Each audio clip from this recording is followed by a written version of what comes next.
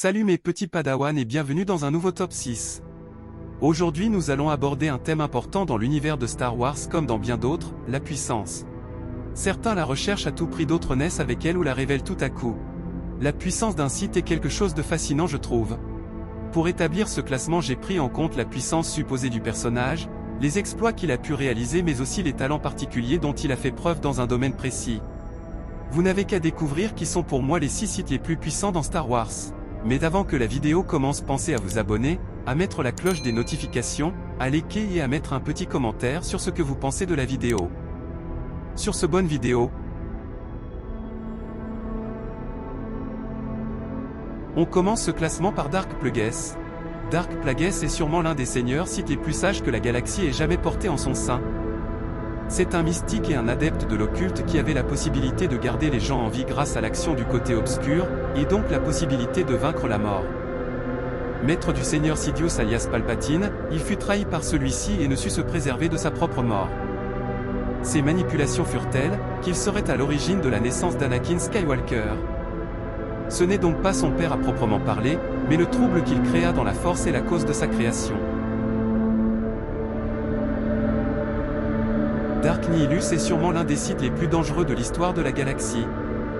Il avait pour spécialité d'absorber la Force et de s'en nourrir, laissant des milliers de morts sur les planètes qu'il vidait de toute source de vie. Il avalait littéralement des planètes et ne faisait que semer la mort et le désespoir sur son chemin. Capable de détruire des écosystèmes entiers, c'était un vrai dévoreur d'énergie vitale. Il ne put toutefois empêcher l'explosion de son vaisseau et mourut comme un simple mortel. Dark Revan est le seigneur Sith qui mit la République à genoux, un génie militaire et un duelliste hors pair, il n'a que peu de concurrents viables. Une citation est très juste à son sujet, regarder en lui était comme regarder au cœur de la Force. Il est d'autant plus puissant qu'il connaît autant les secrets du côté obscur que ceux du côté lumineux de la Force. Tout au long de sa formation de Padawan, Cal montra une curiosité inhabituelle pour les enseignements interdits, à tel point qu'une fois sa formation terminée, il abandonna son maître et partit à la recherche du savoir des anciens Sith. Exar Kun est si puissant qu'il en devient indécent. Il est celui qui a accumulé le plus de pouvoir et de connaissances. Il a eu en sa possession l'unique holocron Sith, une relique dans laquelle il y avait des milliers de savoirs. Il fut approuvé par tous ses prédécesseurs. Son esprit put presque vaincre Luke Skywalker sur Yavin 4 même 4000 ans après sa propre mort. Il fut connu pour avoir détruit à lui tout seul plusieurs amas solaires. Ce n'est plus un être vivant, c'est une machine de guerre de savoir obscur.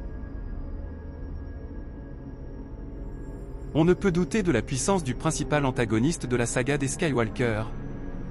Découvert sur la planète Naboo par Dark Plagueis, il développa très vite des affinités pour la Force grâce à son maître. Ainsi il mit au point son plan pour détruire l'ordre Jedi.